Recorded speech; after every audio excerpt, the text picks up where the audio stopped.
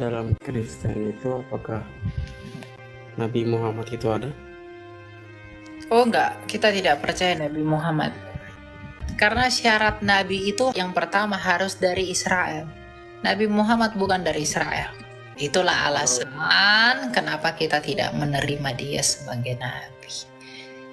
Berarti nggak semua orang Kristen masuk surga. Semua orang Kristen sejati akan masuk surga. Semua air minum itu enak, semua air minum itu menghilangkan dahaga.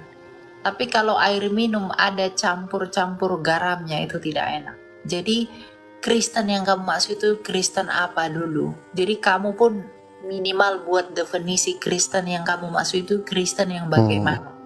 Tidak ada alasan untuk menolak Kristus. Satu-satunya alasan menolak Kristus adalah kesombongan. Kamu merasa mampu oleh pertolongan Nabi, oleh pertolongan manusia, kamu bisa mencapai surga. Elia Miron tegas menjawab Ujlim. Kristen tidak menerima Nabi Muhammad. Kristen sejati pasti masuk surga. Dan pesan penting.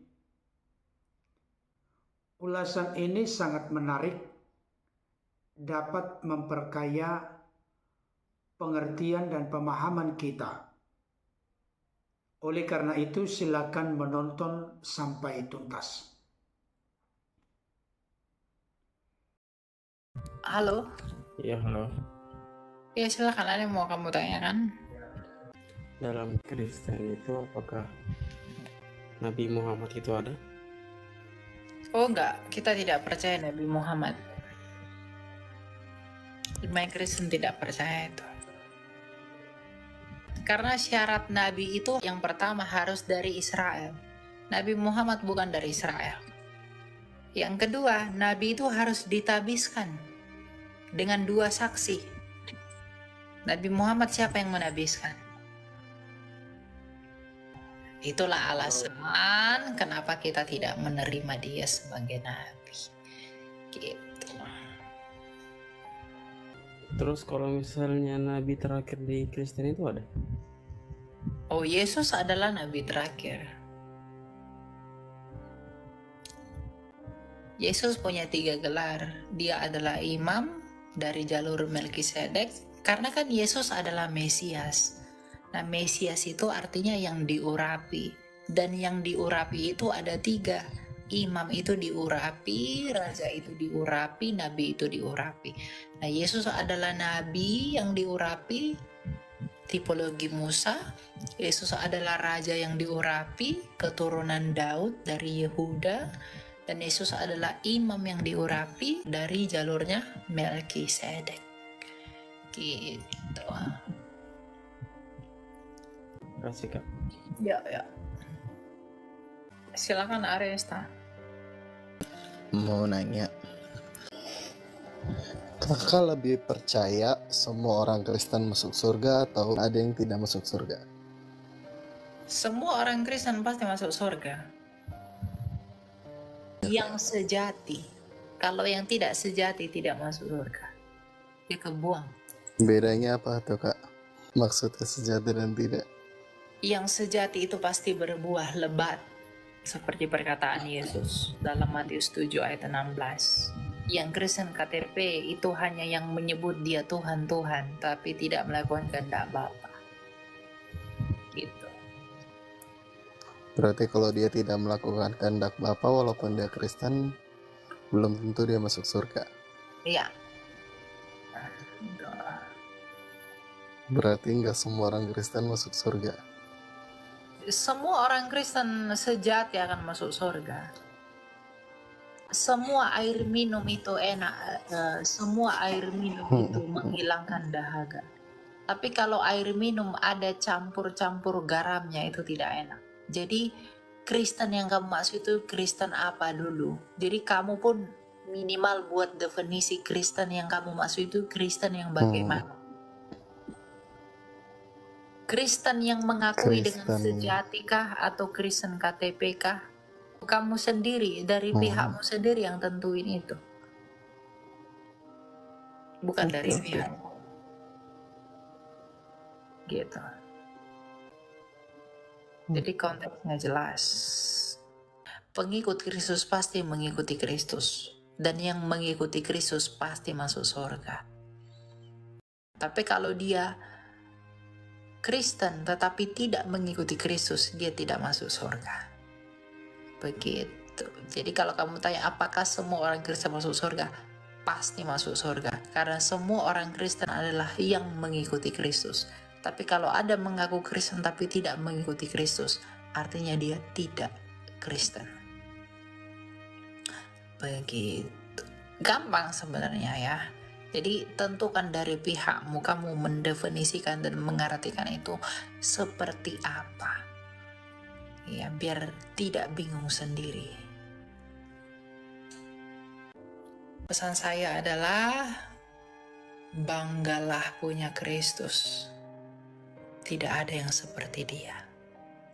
Mau kamu cari dimanapun, tidak ada yang seperti dia.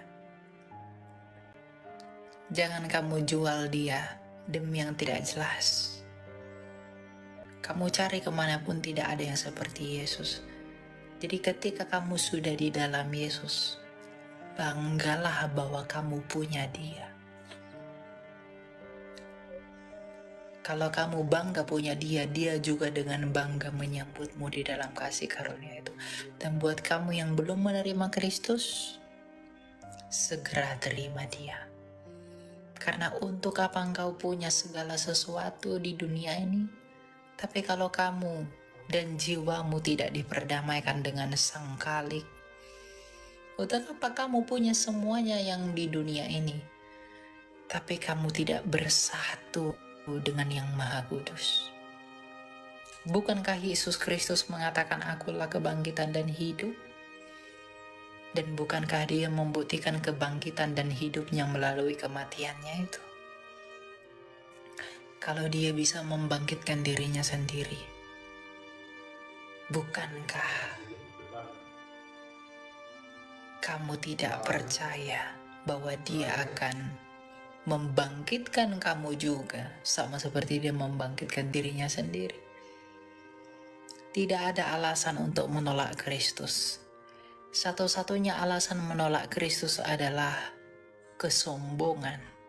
Kamu merasa mampu oleh pertolongan nabi, oleh pertolongan manusia, kamu bisa mencapai surga.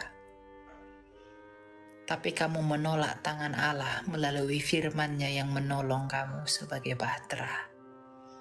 Untuk itulah kekristenan sebagai bahtera. Kekristenan adalah bahtera Nuh.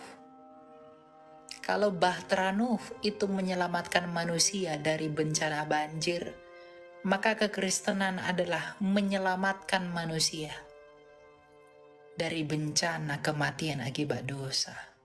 Jadi kekristenan itu adalah bahtera. Ya. Dan percayalah kepada nahkodanya, Yesus Kristus yang menunggangi bahtera itu. Yesus Kristus adalah kepala gereja. Maka percayalah kepada dia agar kamu diselamatkan selalu dan senantiasa. Tuhan memberkati, kita ketemu lagi dalam kesempatan berikutnya. Secara pribadi, saya sebagai seorang Kristen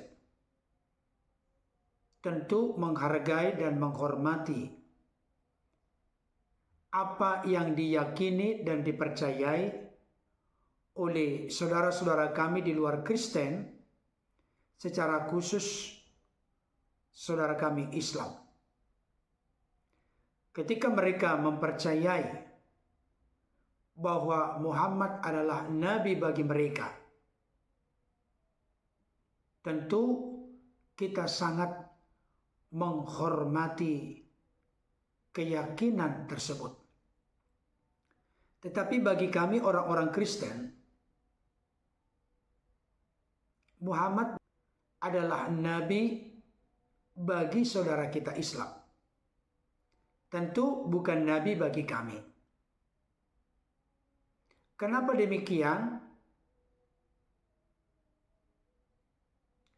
Oleh karena konsep kenabian puncaknya ada di dalam pribadi Yesus Kristus. Di dalam perjanjian lama, banyak orang yang dipanggil menjadi nabi. Tetapi puncak dari penyataan Allah, puncak dari risalah kenabian, dalam perspektif iman Kristen, yang tentunya bersumber dari data dan fakta Alkitab, ada di dalam pribadi Yesus Kristus.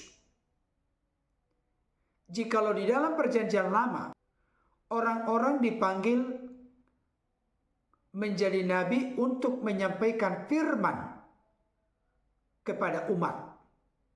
Sedangkan Yesus adalah firman yang jadi orang dengan mengenakan tubuh kemanusiaan, namanya Yesus Kristus. Ibrani 1 ayat 1 sampai 2 menjadi pernyataan tegas yang menunjukkan, membuktikan Yesuslah nabi terakhir. Setelah pada zaman dahulu Allah berulang kali dan dalam pelbagai cara berbicara kepada nenek moyang kita dengan perantaraan nabi-nabi, maka pada zaman akhir ini Ia telah berbicara kepada kita dengan perantaraan anaknya yang telah Ia tetapkan sebagai yang berhak menerima segala yang ada. Oleh Dia Allah telah menjadikan alam semesta. Di sini ada petunjuk waktu yang sangat jelas. Zaman dahulu dan zaman akhir. Di zaman dahulu dalam sejarah bangsa Israel, Allah memanggil begitu banyak nabi, di mana Allah berbicara kepada nenek moyang bangsa Israel dengan perantaraan nabi-nabi tersebut. Tetapi pada zaman akhir, pada puncak akhir, Allah berbicara kepada umat manusia, dalam hal ini bangsa Israel, dengan perantaraan anaknya. Di sini ada informasi, oleh Dia Allah telah menjadikan alam semesta. Oleh anaknya yang merupakan firman-Nya, Allah menjadikan alam semesta. Ini sinkron dengan Yohanes 1 ayat 3. Segala sesuatu dijadikan oleh Dia, maksudnya oleh firman. Dan tanpa Dia, tanpa firman, tidak ada sesuatu pun yang telah jadi dari segala yang telah dijadikan. Jadi ayat ini memberikan konfirmasi penegasan. Yesuslah puncak dari risalah penyataan atau pewahyuan, sekaligus puncak dari risalah kenabian. Setelah Yesus tidak ada lagi nabi. Dan jangan lupa Bapak Ibu Saudara, prinsip yang perlu kita mengerti dan pahami. Ketika Allah mengutus seorang nabi, nabi itu digantikan ketika telah mengalami kematian. Tetapi kita tahu bersama, Yesus datang ke tengah-tengah dunia, sang firman yang telah muncul mengenakan tubuh kemanusiaan. Dia adalah pribadi yang memang dalam rangka penebusan manusia dari dosa, kematian kekal, dan dari jeratan kuasa iblis, mengalami kematian, tetapi bangkit dan hidup selama-lamanya. Jadi Yesus yang hidup selama-lamanya tidak akan mungkin atau mustahil digantikan oleh nabi yang lain. Kenapa? Karena hidup selama-lamanya. Lagi pula seperti yang sudah ditegaskan oleh saudara kita Elia Meron tadi. Syarat Nabi itu harus diurapi. Dan wajib hukumnya harus berasal dari bangsa Israel. Bukan dari luar Israel. Terkait dengan apakah semua orang Kristen masuk surga? Dalam hal ini perlu dibedakan antara beragama Kristen dengan menjadi Kristen. Ada banyak orang memiliki KTP Kristen, agamanya Kristen, tapi belum tentu sungguh-sungguh menjadi Kristen. Kristen itu artinya pengikut Kristus. Menjadikan Yesus sebagai Tuhan dan penguasa sekaligus juru selamat dalam hidupnya. Mencontoh, meneladani, meniru pola cara gaya hidup Yesus. Itu Kristen sejati. Tapi kalau hanya mengaku beragama Kristen dan tidak menunjukkan buah-buah pertobatan, buah kehidupan, maka dia hanya beragama Kristen, bukan menjadi Kristen sejati. Semua orang Kristen sejati pasti masuk surga, bukan mudah-mudahan.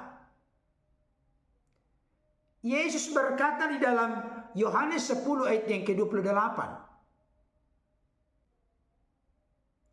Dan aku memberikan hidup yang kekal kepada mereka, dan mereka pasti tidak akan binasa sampai selama-lamanya, dan seorang pun tidak akan merebut mereka dari tanganku. Di dalam Yesus dengan meterai Roh Kudus ada garansi, kepastian, jaminan hidup kekal, surga, keselamatan. Kembali ditegaskan dalam Kisah Para Rasul pasal 4 ayat 11 sampai 12. Yesus adalah batu yang dibuang oleh tukang-tukang bangunan, yaitu kamu sendiri, namun ia telah menjadi batu penjuru. Dan keselamatan tidak ada di dalam siapapun juga selain di dalam Dia, maksudnya selain di dalam Yesus. Sebab di bawah kolong langit ini tidak ada nama lain yang diberikan kepada manusia yang olehnya kita dapat diselamatkan. Jadi keselamatan yang pasti, hidup kekal yang pasti, surga yang pasti hanya bisa ditemukan di dalam melalui oleh Yesus Kristus. Atas dasar itulah Yesus berkata dengan tegas, "Akulah jalan dan kebenaran dan hidup. Tidak ada seorang pun yang datang atau sampai kepada Bapa kalau tidak melalui aku." Oleh karena itu, selagi masih ada kesempatan hidup di dunia ini, janganlah mengeraskan hati, bukalah hatimu, rendahkanlah dirimu di hadapan Tuhan Yesus, terimalah Dia sebagai Tuhan, Lord, Kurios, penguasa dan juru selamat dalam hidupmu, maka engkau akan diangkat menjadi anak-anak Allah dan ahli waris yang kekal dalam kerajaannya.